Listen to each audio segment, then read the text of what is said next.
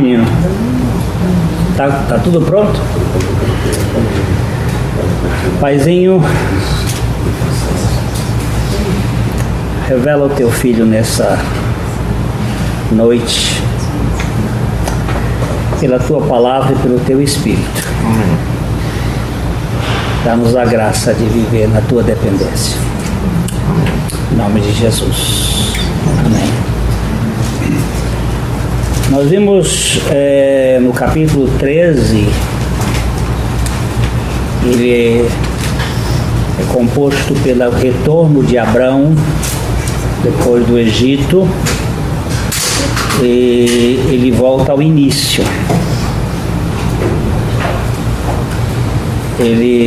Toda queda na vida espiritual, o sujeito pode cair, mas ele se levanta.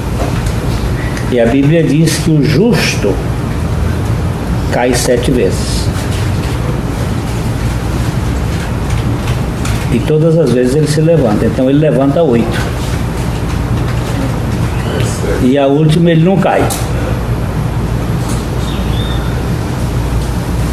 É simbólico isto, porque o 8º dia é a ressurreição.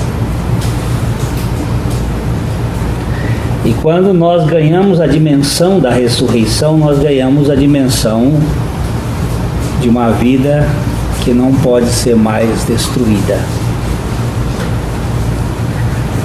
Eu estava lá no Chile e eu perguntei para os pastores, estamos 84 pastores num congresso, eu perguntei para eles qual foi a primeira ressurreição da Bíblia. E eu fiquei impressionado, eles foram todos para o Velho Testamento. Procuraram lá o caso do menino que o profeta ressuscitou, tal. Disse: vocês nunca leram na Bíblia que Cristo Jesus é o primogênito dentre os mortos? Nunca houve ressurreição antes de Jesus. Aí um deles se levantou e disse assim: e Lázaro? E o filho da viúva de Naim? Eu digo: não houve ressurreição ali.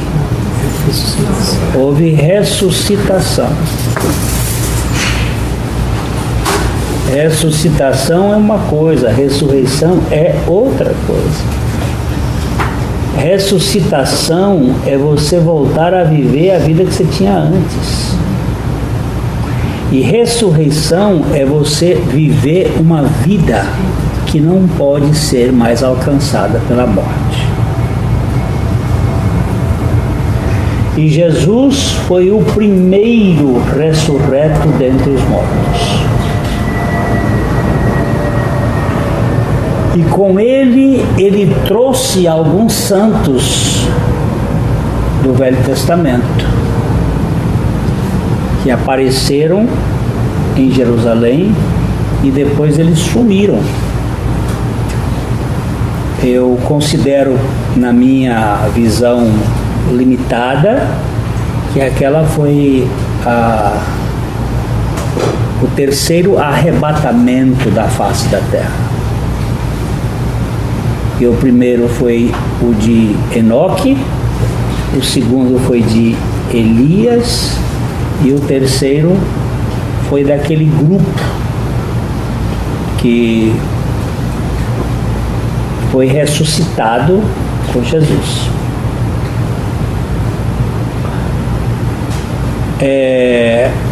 Este 8º que eu estou me referindo aqui, o justo cairá 7 vezes, mas ele não permanece na queda,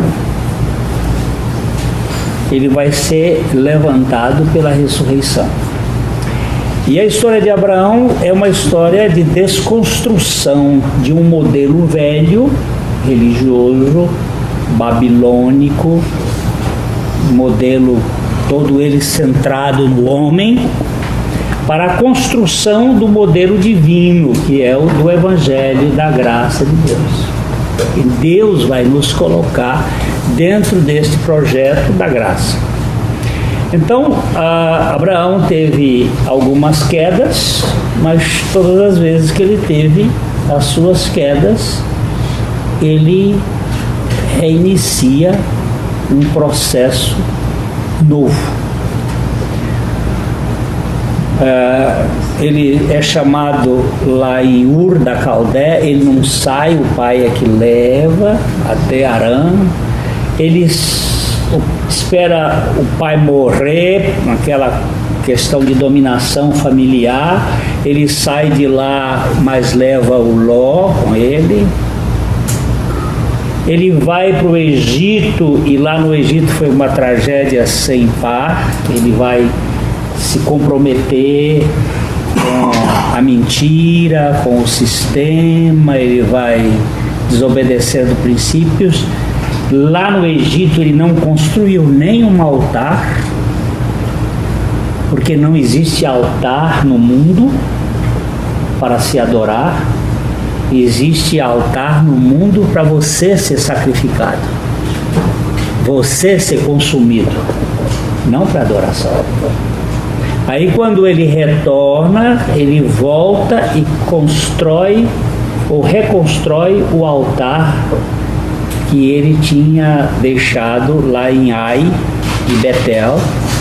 E aí há um início, que é os versículos de 1 a 4 do capítulo 13 de Gênesis. Aí dos versículos 5 a 13 nós temos a separação dele de Ló, porque desde o momento que você leia um pedaço. Ló, que ia com Abraão, também tinha rebanhos, gado e tendas, e a terra não podia sustentá-los para que habitassem juntos, porque eram muitos os seus bens, de sorte que não podiam habitar um na companhia do outro. Você presta atenção que a mentalidade de Ló lá no Egito só endureceu, e a de Abraão foi sendo quebrada. Ló se impressiona com aquilo que ele vai levar vantagem, com Sodoma. E aí você vai encontrar um camarada que vai se prendendo. Pode continuar aí. Houve contenda entre os pastores do gado de Abraão e os pastores do gado de Ló. Neste tempo os cananeus e os ferezeus habitavam essa terra. Disse Abraão a Ló: não haja contenda entre mim e ti, entre os meus pastores e os teus pastores, porque somos parentes chegados. Acaso não está diante de ti toda a terra? Peço-te que te apartes de mim. Se fores para a esquerda, irei para a direita. Se fores para a direita, irei para a esquerda. Levantou Ló os olhos e viu toda a campina do Jordão, que era toda bem regada, antes de haver o Senhor destruído Sodoma e Gomorra, como o jardim do Senhor, como a terra do Egito, como quem vai para Zoar. Você vê que esse texto ele é muito cheio de detalhes. Para você viver uma vida com Deus, você precisa se separar daqueles que querem viver a vida para si.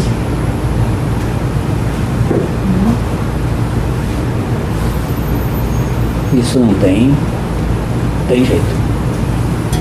Não existe sociedade entre a luz e as trevas.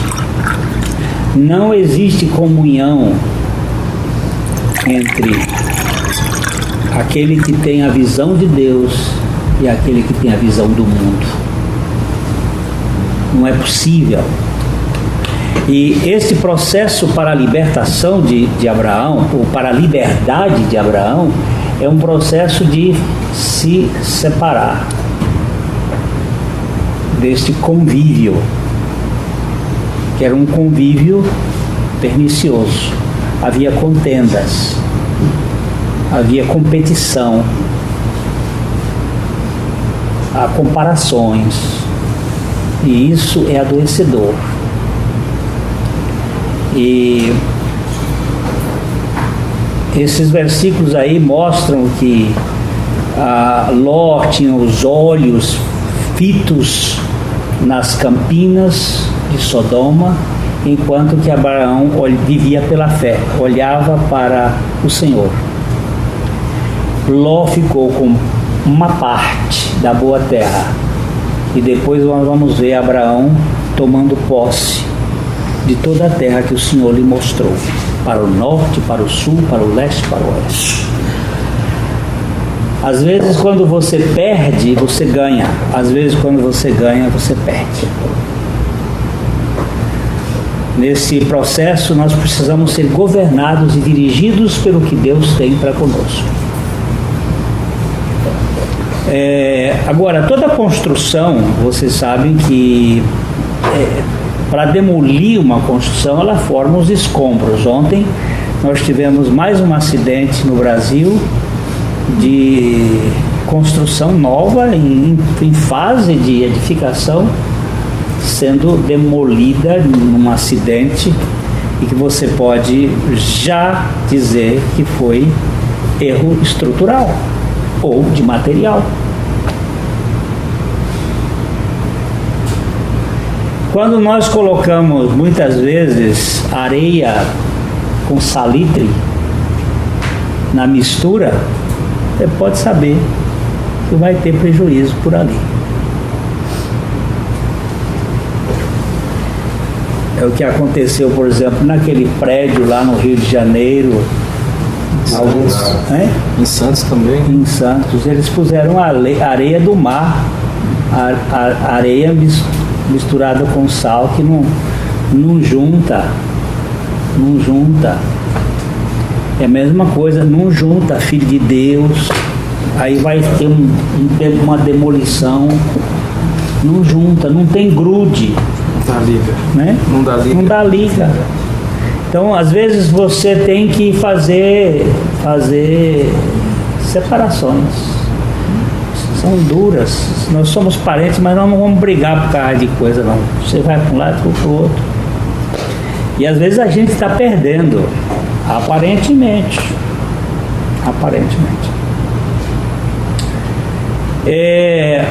Nos versos 14 a 17, nós temos ali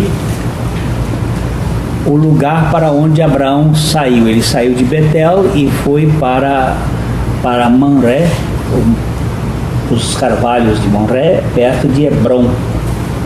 Hebrom significa associação ou comunhão. E ele saiu. Mamré significa força, gordura.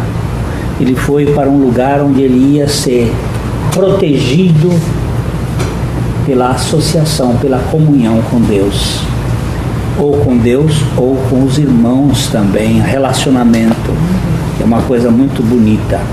Vamos ler o 14 ao 17, e aí a gente já passa para o outro.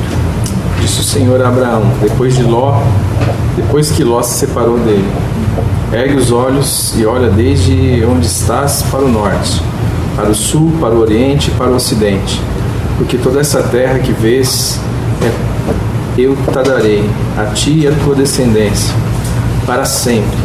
Farei a tua descendência como o pó da terra, de maneira que, se alguém puder contar o pó da terra, então se contará também a tua descendência. Você vê que Deus é muito precioso. Ele disse: você não vai conquistar essa terra, eu te darei. Então nós já vimos aqui que o Evangelho, antes de mais nada, é uma dádiva, não é uma conquista. Não é você se esforçando para chegar lá. Essa conquista nossa, ela traz orgulho, vaidade, traz autossuficiência. Agora, aquilo que é dádiva, é presente, dá muito descanso na vida da gente. E ninguém pode tomar aquilo que Deus nos dá. Nós tivemos um pastor lá no Chile agora, que ele, durante as 3 primeiras palestras, ele estava muito fechado. A gente sentia, ele sentava no primeiro banco, primeira cadeira, e ele estava assim, você sentia que ele estava lutando muito. E depois no jantar do domingo à noite, ele disse por quê? Primeiramente porque o encontro era gratuito.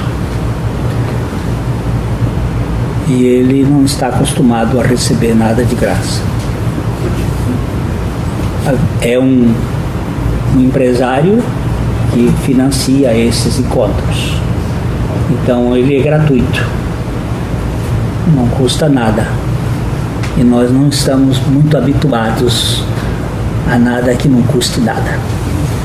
A segunda coisa que ele estava dizendo é que devia ter trampa no meio da história. Ia ter alguma carta enfiada na manga para fazer alguma negociata, para pegá-los uma pegadinha.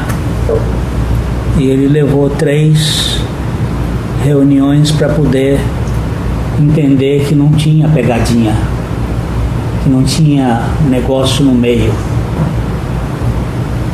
A terceira coisa que ele ficou muito pesado é que ele estava acostumado a fazer da salvação um negócio e, portanto, a salvação você podia perder. E logo no início nós dissemos que filho que é filho nunca poderá deixar de ser filho. E aquilo lhe trouxe muito, mas no final, quando ele chegou no fim, ele disse assim: essa desconstrução me levou a um terreno muito seguro.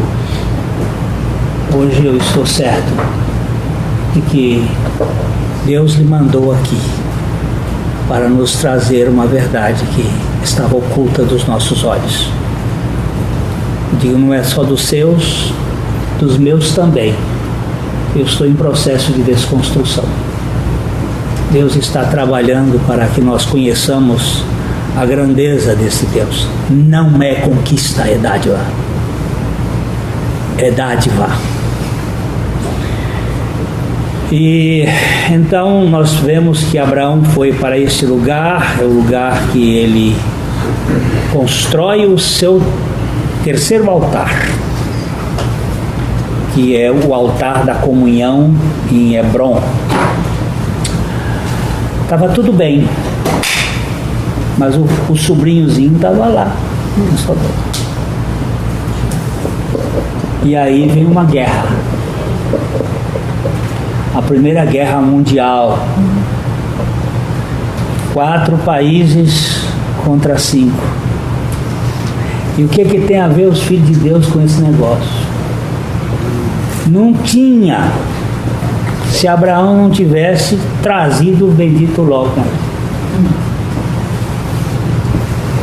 Porque a guerra vai ser exatamente no ponto nevrálgico, nos poços de petróleo, no lugar onde tem riquezas, no lugar onde tem ganhos, lucratividade. Os 5 reis que vieram da região da Babilônia, daquela região mais alta, era Anrafel, capítulo 14 agora, pode ler aí. Sucedeu naquele tempo que Anrafel, rei de Sinar, Arioque, rei de Alazar, Kedorloamer, rei de Elão, e Tidal, rei de Goim, fizeram guerra contra Berá, rei de Sodoma, contra Birsa, rei de Gomorra, contra Sinabe, rei de Admar, e contra Semeber, rei de Zeboim, e contra o rei Belá. Esta é Zoar. Eles estavam aí uma guerra de 5 contra 4, 4 contra 5. Esse Anrafel provavelmente seja Hammurabi, rei da Babilônia, que se tem como o primeiro a construir um sistema de conhecimento, as primeiras tábuas de Hammurabi da biblioteca suméria dos babilônios. Possivelmente esse senhor aí fosse esse personagem. Tem uns outros aí que são menos. Esse Kedorlaomer, um nome bem estranho, e o significado dele é aquele que ajunta em punhados de feixes. Ele, agrupamento, podia ser alguma coisa que é rei de Elão, ou uma região que fica ali para cima de Ur da Caldeia, de onde veio Abraão, para cima. Podia ser hoje aquela região dos curdos. E eles vieram, e segundo o Dr. Christian Shen, eles fizeram uma rodovia, porque eles foram dos primeiros a construir carroças puxadas a cavalo, e onde eles traziam soldados naquelas bigas, e eles construíram uma estrada que foi achada há uns 40, 50 anos atrás, os restos dessa estrada feita de pavimentação, e eles vieram para chegar de lá para cá. Mas esta guerra, na verdade, ela é a guerra da religião contra o Evangelho, porque de alguma maneira o inimigo estava sabendo que Deus estava fazendo um projeto da semente da mulher. Uma das coisas que me intriga é que Satanás, ele tem acesso a Deus. O livro de Jó, que vamos dizer assim, do mesmo período de Abraão, os próprios amigos de Jó têm um Zofar. Ele é filho de Suá, ele é um suamita. Provavelmente este Suá, ou Sua, seja o filho de Quetura, a esposa de Abraão, a terceira, a concubina de Abraão. Depois da morte de Sara, Abraão teve 6 filhos, e um desses é o Suá. E este, provavelmente, Zofar, fosse filho dela. Eles eram contemporâneos ali, naquelas imediações. E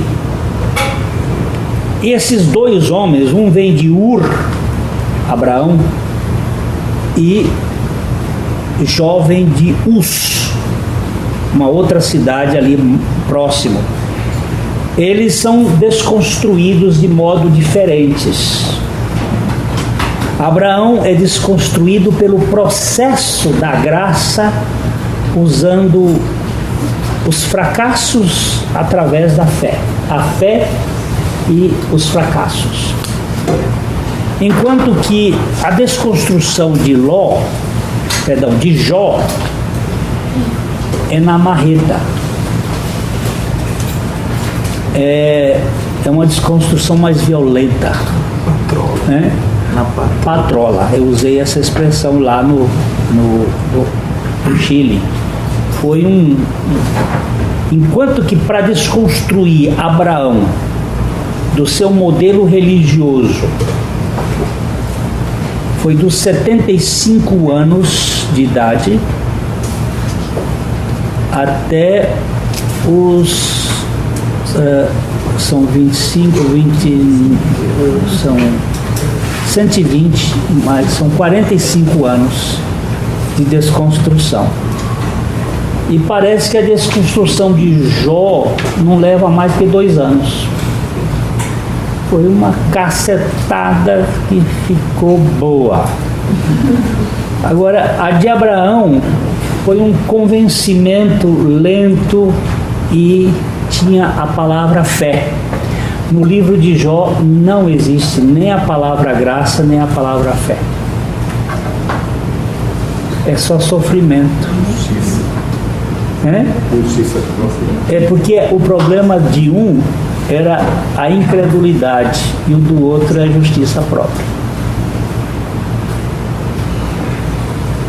Então, para a justiça própria, tem que derramar cacete. É na paulada que vai o negócio, para destruir. E na incredulidade é o convencimento e a geração da fé. Os dois tiveram um bom êxito, chegaram ao fim do curso, formados em 0, porque na graça de Deus ela vai levando o sujeito para chegar, ser aprovado sem títulos, sem cursos, é só esvaziado. Impotência. Impotência. Um na impotência, o outro sem saber responder nenhuma pergunta. Um na potência, chegou à impotência. E o outro na sabedoria, na arrogância, não sabia responder uma pergunta, tirou 0. E aí veio. Abraão agora não tinha nada a ver com essa briga. Isso era uma guerra de poder e de riquezas, uma guerra terrível. Mas o bendito do filho vai fazer a tenda dele lá no meio do ninho da cobra. O sobrinho, O sobrinho vai fazer lá no meio da cobra, no ninho mesmo. Eu acho que a gente pode pular isso aqui, depois a gente vai comentar de outras vezes, que essa guerra foi uma guerra terrível. Eles pagavam impostos caros, severos, mas olha, os impostos deles eram menores do que os nossos. Para vocês terem noção, os impostos deles eram de 10%. O imposto que o Império botou no Brasil deu 20%. E eles mandaram os portugueses para os quintos dos infernos. A expressão quinto dos infernos era uma expressão baseada no imposto de 1/5 do que você ganhava, que tinha que ser mandado para Portugal. Hoje em dia nós pagamos quase 40. Quase 40, não, 40 e lá vai pedrada. 43 a 45. E nós não mandamos ninguém nem para Papuda, porque os da Papuda estão lá só de papo. Daqui a pouco vai ter que dizer, vai pro meio dos infernos. Quinta e pouco hoje. Vai pro meio dos infernos. Meio dos infernos. Mas nem na Papuda os bichos ficam, isso é papo, né? Porque tudo está doente do coração. Vou soltar, vai ter jurisprudência para todo mundo agora por causa desse negócio. Pois é. Que bom dia então voltar para casa? Pois é, mas isso é previsão absoluta de que a justiça chegaria aos farrapos no final dos tempos. Um ascenso de justiça. Eles perderiam completamente a justiça e o centro de justiça. Mas isso não é coisa só daqui, não. Entendeu? Aqui está mais escancarado, mas o negócio está tomando conta. O presidente dos Estados Unidos está fazendo cada coisa lá que até o nome de Deus ele está retirando das escolas, não só das escolas, já foi tirado, mas de tudo quanto é forma de Deus sem ser dispensado. E essa é a velha guerra, e é a guerra da religião contra o Evangelho. Porque a religião é que trabalha com a meritocracia e o Evangelho com o demérito.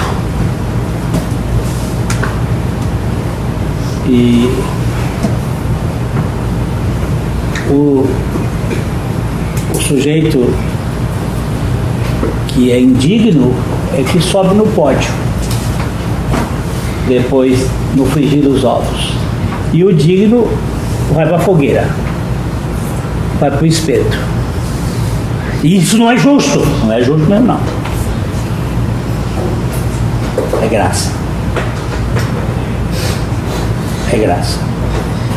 E eles então estavam brigando lá, e o Ló no meio, e daqui a pouco vem a guerra aí, e lá e levam o pobre do Ló no meio, porque se você está no meio do mundo, você vai junto. Quem com porcos se mistura, farelos come. Qual é o nosso prato hoje em dia? Qual é o nosso prato hoje em dia? Eu recebi não sei se eu vou achar, um e-mailzinho muito interessante. Deixa eu ver se eu vou achar ele aqui, se você vai estar.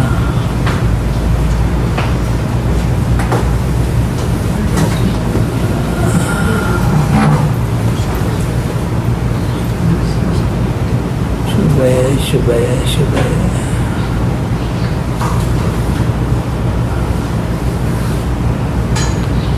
Ah, não é esse, não é esse. Esse menininho aqui comendo cebola é uma beleza. Não é esse, não. Ah, meu Deus, esse é uma figura. Deixa eu ver. Ai, Senhor, que coisa mais...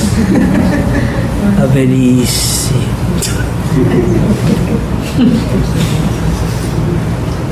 Mas é uma coisa assim,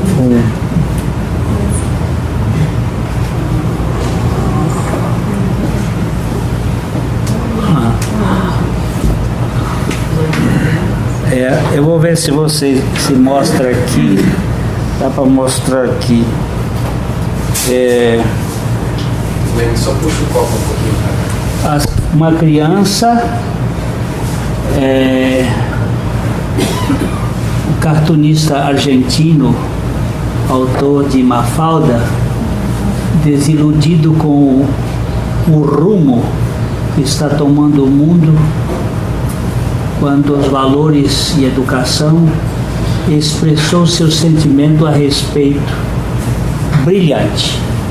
Piernas. Mostrando para o filhinho que está com a chupeta na boca. Ele diz piernas. E mostra um automóvel.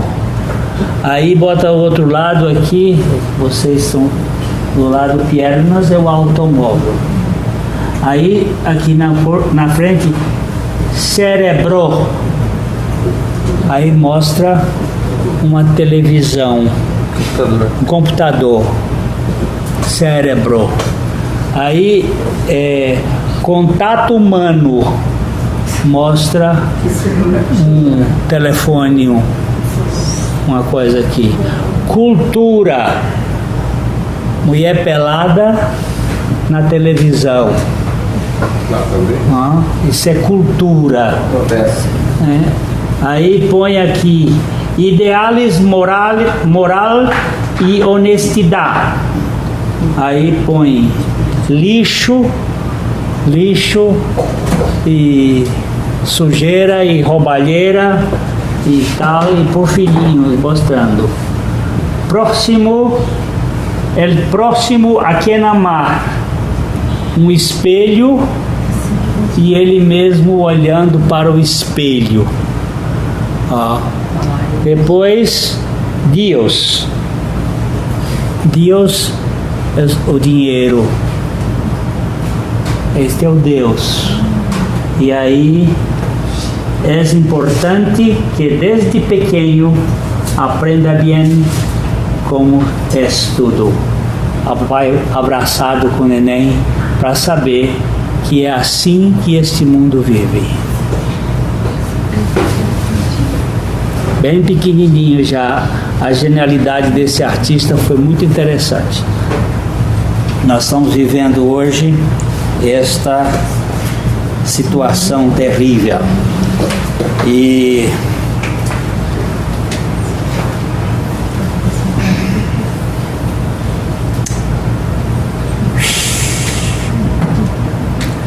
lá foi Ló, junto com a turma sequestrada. Cativo. Quem me sequestrou? A Rede Globo. Quem me sequestrou o sistema desse mundo? Eu estou agora prisioneiro de um sequestro emocional. Nós estamos aí estudando para ver se o ano que vem a gente faz uma semana de família, onde se coloque alguns parâmetros. Por exemplo, durante uma semana você não vai ver televisão. Durante aquela semana vamos tentar fazer umas coisas assim, você vai sentar com as pessoas para ver álbum de família, para contar história para os netos, história da família, contar, sair para passear, para fazer alguma coisa assim, tirar esta cadeia que foi inventada para a gente não ter liberdade, que aprisiona. Fazer um jantar com amigos, trazer gente para sentar, como antigamente, que as famílias vinham nos sítios, não era, Robertinho? Vocês lembram? Chegava a família lá na sua casa, o menino, tudo, aquele menino vinha, e aí tinha que matar uma galinha, 2, 3, não tinha supermercado nem nada disso, tinha que fazer na hora, e aquele povo sentava e conversava e batia papo e ia 3, 4, 5, 6, 7, 8 horas, ia embora. Quando chegava, ia embora, a família dizia, mas o diabão, não era diabão não, era diabão. Que dia precioso, encontramos gente, encontramos pessoas, conversamos. Hoje ninguém encontra ninguém, mas fica com o Fagundes, Félix, hein? O Félix, a bichona louca, fica com tudo quanto é coisa. Pastor, você viu um vídeo já do se você é on ou off? On ou off, não vi não. Você manda pra mim? Você manda. Fala justamente sobre isso. Das tecnologias, né? Tudo que vem acontecendo hoje no mundo, você é on. Curtir as coisas, de imagens que você nem conhece a pessoa, você é on. Agora sair, andar de skate com o filho, tá mais próximo, fazendo as atividades com a natureza, é off. Ele vai balanceando o que é você está on e desligado para o mundo. Olha, gente, eu quero ser off. Bem off. E eu gosto deste texto aqui porque nele eu encontrei 3 coisas importantes. Primeiro, Abraão, eu só vou passando, depois ele vai mexer nisso e a gente vai, quando voltar, tratar bem desses aspectos. Primeira coisa que eu vejo nele é que o sobrinho é raptado, mas ele não fica amargurado, ele dizendo assim, agora você se vire, você se dane, você foi para lá porque você quis. Não, Abraão, é altruísta e vai resgatar Ló.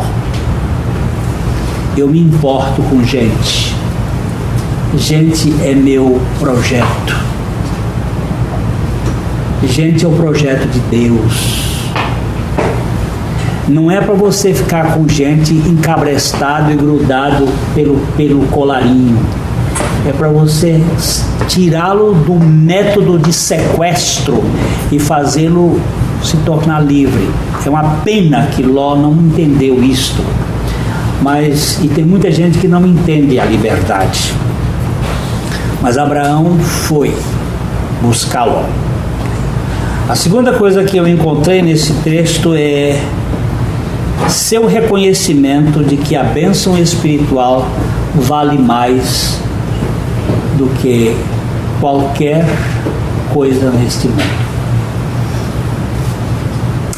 A primeira atitude dele foi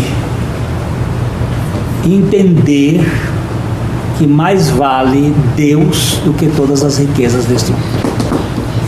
E a terceira coisa que Abraão mostrou foi sua abnegação. Isso nós vamos trabalhar bem quando a gente voltar. Quando o rei de Sodoma lhe ofereceu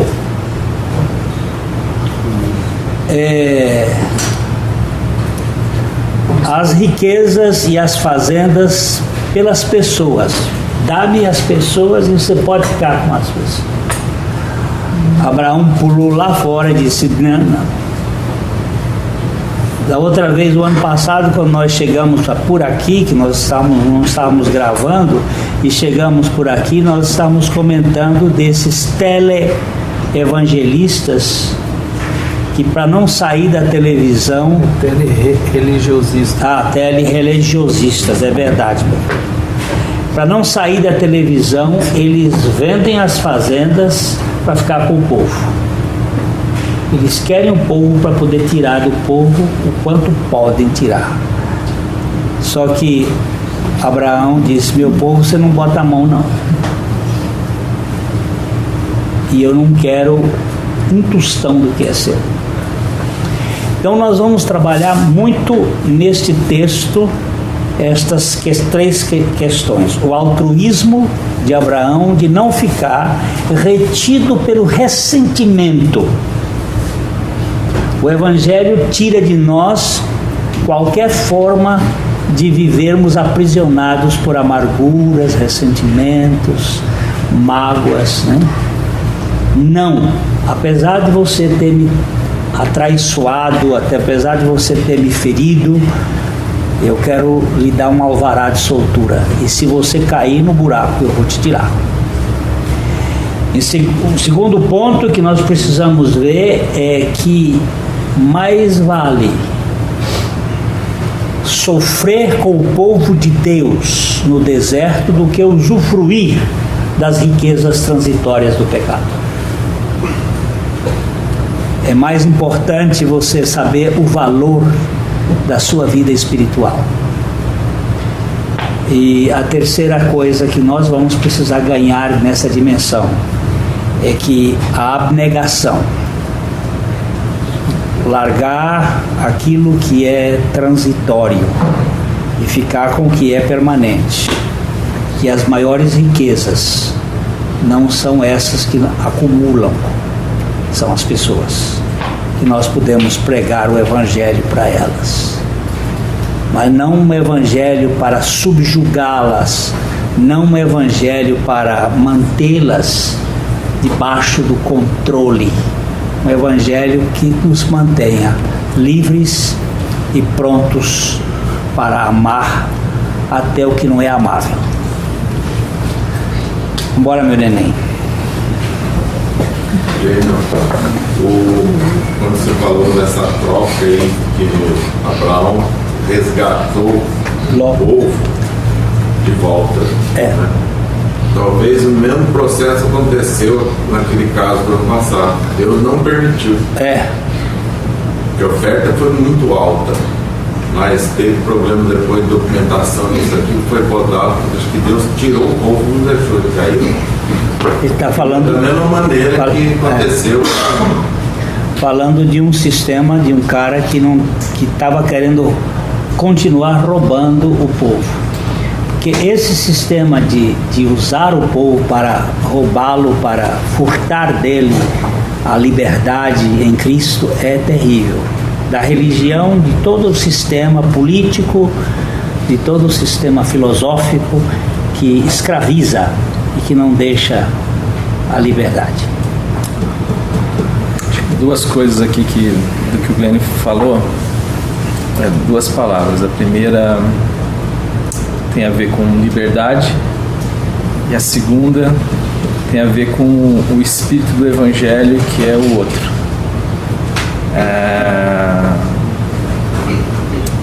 A religião tem como objetivo, a partir do aprisionamento das consciências, das mentes e das pessoas, forçá-las a um padrão imposto por cada religião.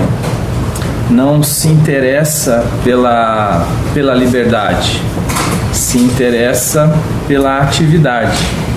A liberdade não é uma prerrogativa da religião, ainda que possa se arrotar liberdade.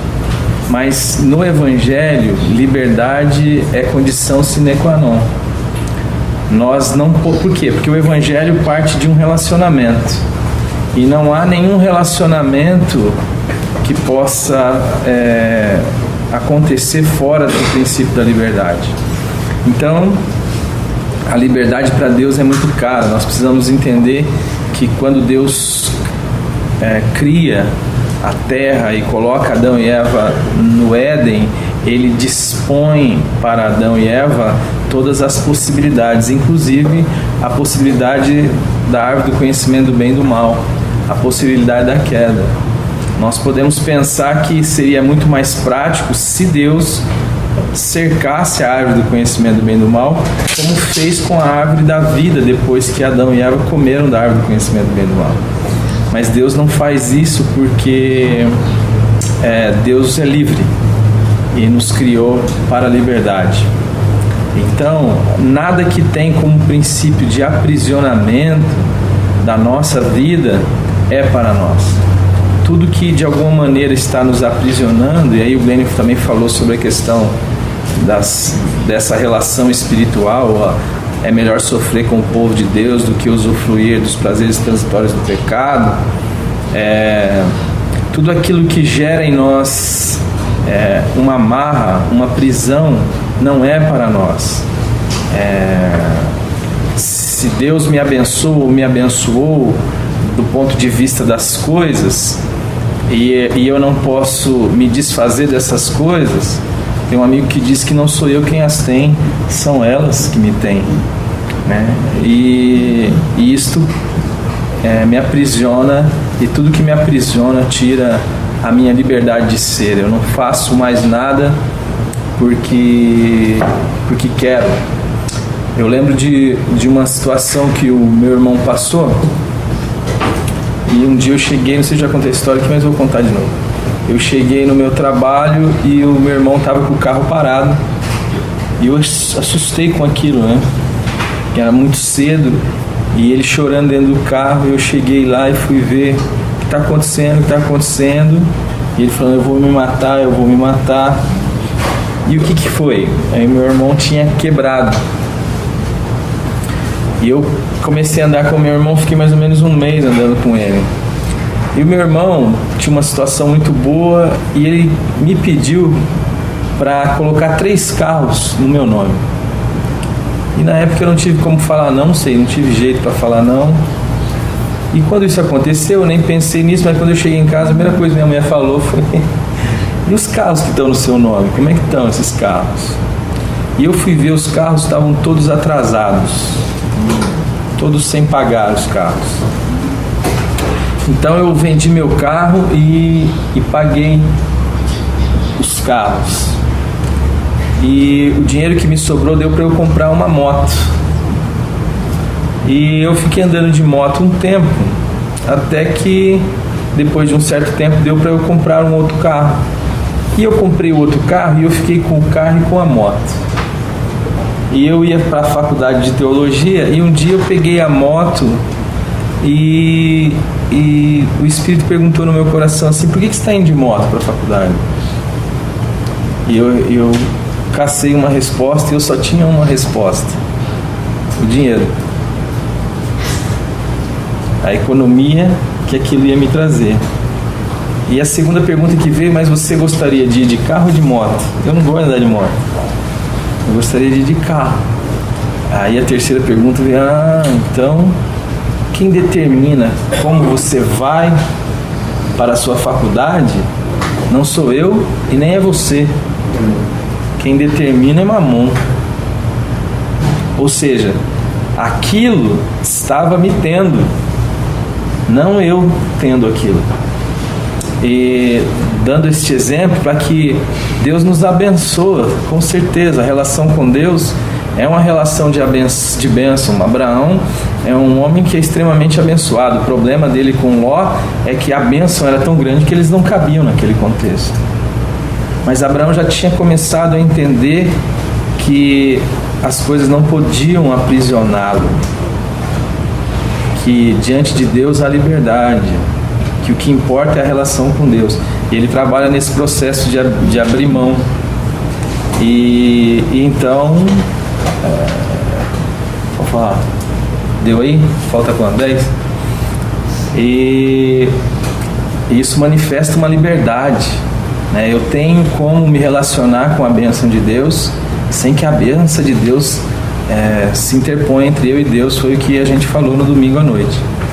A liberdade é algo caro para o Senhor.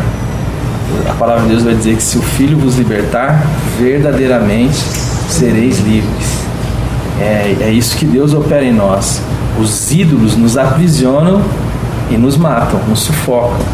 O que aconteceu com Ló foi que a sua mente está dentro de um contexto onde, a gente falou da outra vez aqui, anda em direção a Zoar. Zoar é insignificância, né? Ele viu o quê? Ele viu a vantagem, ele viu as planícies, ele viu que aquilo parecia o Egito, ele viu que aquilo era uma oportunidade de tirar vantagem, mas vantagem mesmo, se bem que a relação com Deus não pode ser movida por isso, e é isso que Deus vai fazer no final com Abraão, quando lá no capítulo 22 pede tudo na pessoa do filho.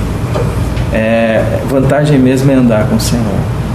Ele sabe o que é bom para nós, ele sabe o que vai gerar vida para nós, o que nos liberta. A gente não. Ló pensou que sabia. A outra questão, essa é isso que o Glenn falou, que é o outro, se importar com o outro. A mentalidade da religião, ela é tão obscurecida por si mesma que ela deforma todas as escrituras. Existe um texto, por exemplo, lá em Hebreus 12, 14, que vai dizer assim, que é para a gente manter a paz para com todos e a santificação, sem a qual ninguém pode ver Deus ou ver o Senhor. E normalmente nós lemos isso, do ponto de vista da religião, como sendo um esforço que eu devo fazer, que receberá então como prêmio dessa minha atitude em me santificar, um ingresso para o espetáculo de ver a face de Deus. Mas não há santificação sem ver a Deus. O que é ser santo? O que é santificação? Quem dá o padrão de santidade? Quem fala como nós devemos viver? Deus. Como eu posso ser santo se eu não vejo Deus? Será que é isso que Hebreus está nos dizendo? Ou será que é o que Jesus Cristo fez, que para santificar os seus, santificava-se a si mesmo?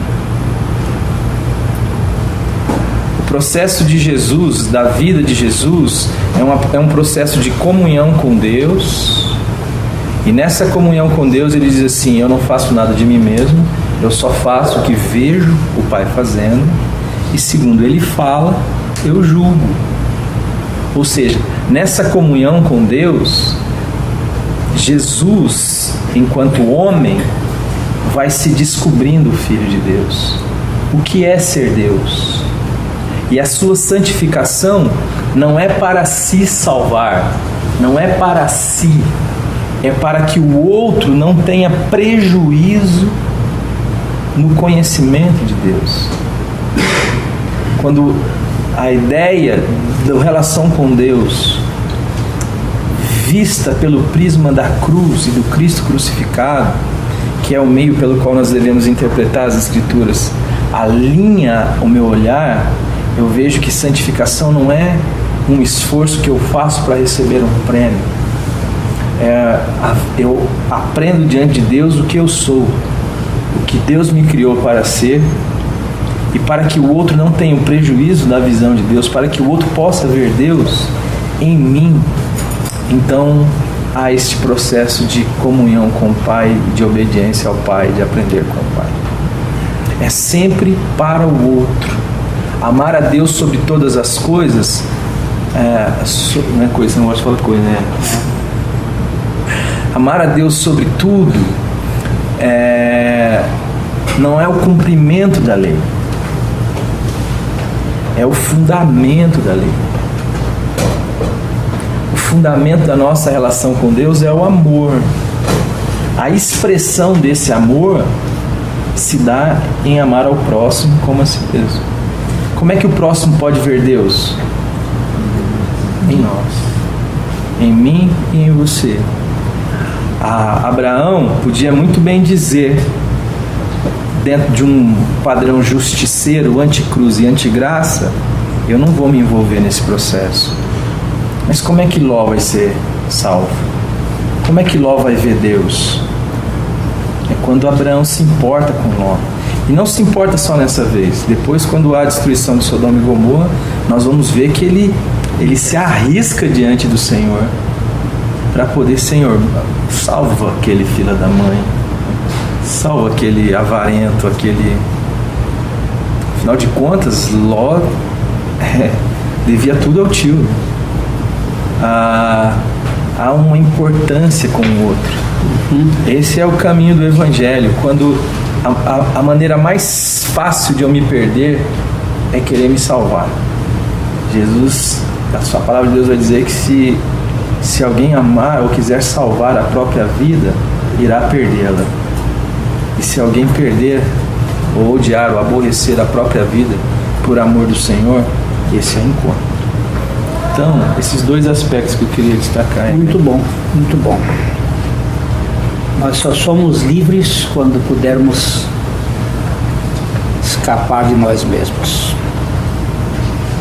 e encontrar a comunhão de filho e com os filhos de Deus. A comunhão de filho e com os filhos de Deus. Aí nós somos livres. Escapar de nós mesmos é a obra de Deus de nos tirar desta jaula, desse sistema que aprisiona o mundo e que aprisiona as nossas vidas. Que o Senhor nos dê a graça de sermos realmente tirados desse mundo que nos sequestra, que nos aprisiona, que nos prende nas sodomas da vida, nos sistemas de controle. Eu quero citar uma frase de Santo Agostinho que diz assim: o homem é mais livre quando controlado apenas por Deus. O homem é mais livre quando controlado apenas por Deus. Que o Senhor nos dê graça para vivermos esse tempo. O Jaquelu vai dizer que o homem pode ser escravo de tudo, exceto de Deus. O homem pode ser escravo de tudo, exceto de Deus. Joia, queridos. Amém. Agora eu vou, já está desgravando, gravando, mas não gravando. A gente estava conversando ali.